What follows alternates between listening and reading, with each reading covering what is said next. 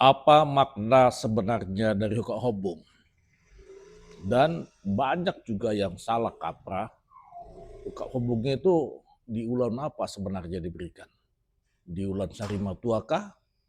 Atau ulan Sarmatua?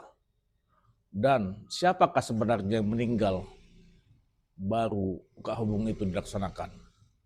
Amat taido manang inate. Coba kita telaah lebih dalam dan penjelasan ini akan membuka pengertian kita yang selama ini salah kaprah. Kenapa kami katakan salah kaprah? Karena pengertiannya sangat berbeda dengan fakta yang ada.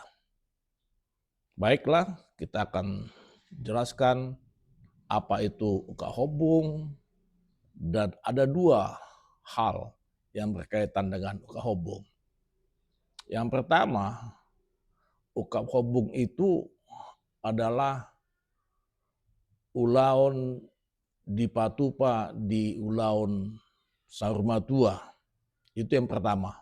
Jadi hobong itu nggak boleh dilaksanakan di ulaun Manggido Tangiang atau Sarimatua. Yang kedua, hobong itu akan dilaksanakan kalau inata na Sarimatua, bukan amata.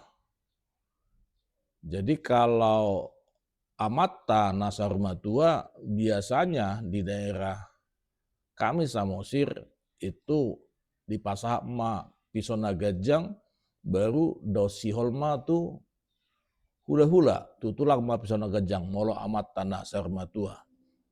Alai molo inat tanah Sarmatua uka hobung ma tu hula-hula dosi holma tutulang.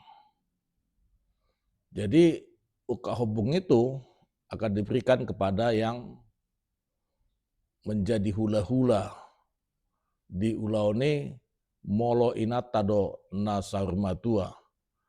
Kemudian siapa sebenarnya penerima hobong? Hula-hula kah atau tulang? Jawabannya hula-hula.